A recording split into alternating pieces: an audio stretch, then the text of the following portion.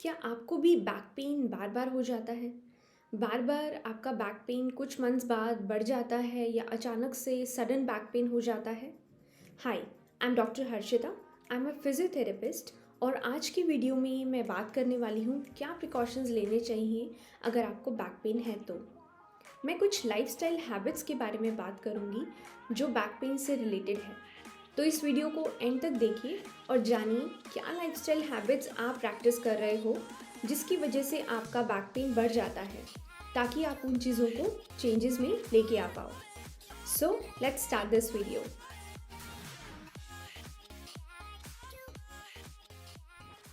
So the first lifestyle change, what you need to do to reduce your back pain is to reduce your alcohol consumption. I'll tell you the reason why it is important and how it is related to back pain.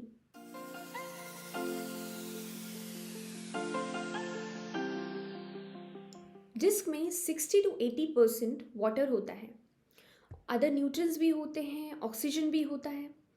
जब आप बहुत ज़्यादा quantity में alcohol intake करते हैं और बहुत frequent intake रहता है अल्कोहल का, तो बॉडी जो है डिस्क में जो स्टोर्ड फॉर्म है वाटर का उसको यूटिलाइज करना स्टार्ट कर देती है और ग्रेजुअली डिहाइड्रेशन के कारण जो डिस्क है वो श्रिंक होना स्टार्ट हो जाती है और डिस्क के श्रिंक होने से डिस्क का साइज़ जो है वो रिड्यूस हो जाता है और डिस्क में डिजनरेटिव चेंजेस नज़र आते हैं, जिससे कि पूरी स्पाइन अफेक्टेड होती है और बैक पेन हो जाता है।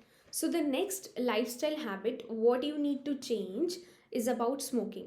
व्हेन अ पर्सन स्मोक्स, तो जो निकोटिन होता है और जो दूसरे केमिकल्स होते हैं वो ब्लड सर्कुलेशन के थ्रू हमारी स्पाइन में जाते हैं और जिससे जो ऑक्सीजन की सप्लाई है वो काफ़ी रिड्यूस हो जाती है स्पाइन में।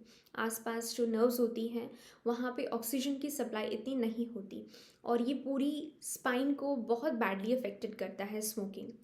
सो I must say if you will quit smoking, it will not only reduce your back pain but you will be able to save your spine.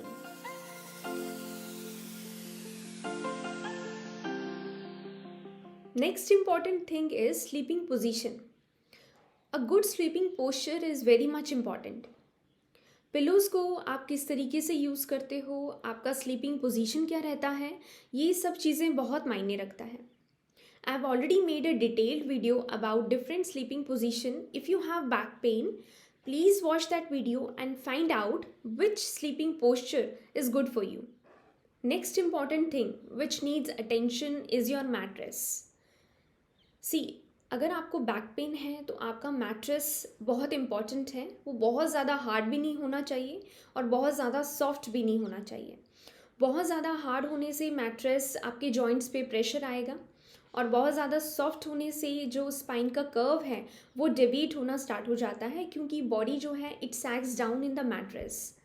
So check out, अगर आपकी mattress को change करने की ज़रूरत है, change it today.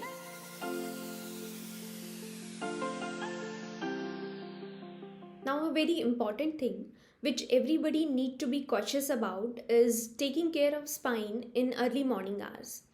The reason why, because after resting for 6 to 8 hours जो spine है वो स्टिफ हो जाती है और मॉर्निंग के आवर्स में अगर आप कोई भी चीज़ फ्लोर से लिफ्ट करते हैं, कोई भी हैवी चीज़ लिफ्ट की है, सो सडनली एक जर्क के कारण आपको बैक पेन स्टार्ट हो जाता है और एक बहुत ही कॉमन कंडीशन है स्लिप डिस्क, वो कंडीशन हो सकती है।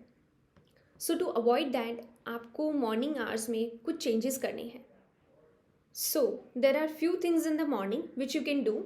You can do walking for few minutes, you can do yoga, you can do small body workouts, and this will not only reduce your back pain but this will also prevent your spine from any kind of injury.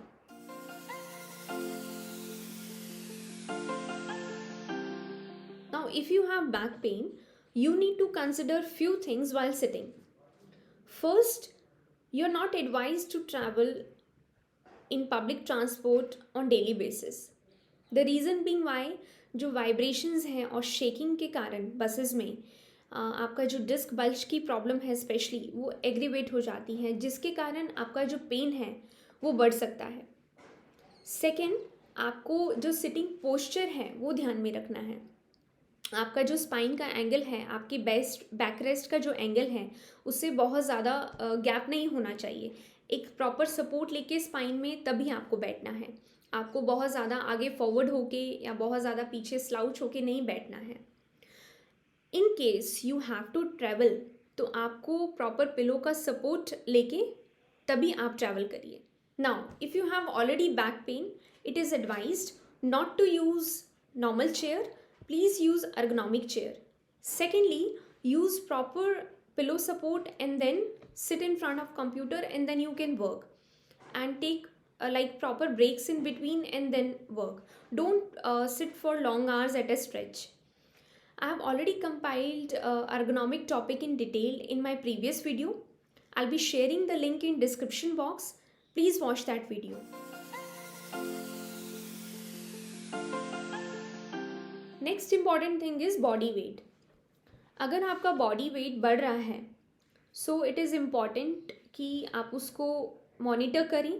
अगर बहुत frequently increase हो रहा है body weight, so consult a doctor, consult an expert and find out the reason behind it. The reason being why body weight के कारण अगर वो frequently आपका बॉडी वेट बढ़ रहा है तो दूसरे जॉइंट्स पे प्रेशर आता है, जैसे नी जॉइंट है, हिप जॉइंट है, और उनमें कंपनसेशन स्टार्ट हो जाती है, मसल टाइट होना स्टार्ट हो जाती है, और जिससे कि कारण बैक में और पेन जो सिम्टम्स हैं वो बढ़ जाते हैं। So keep a regular check on your body weight and try to maintain that.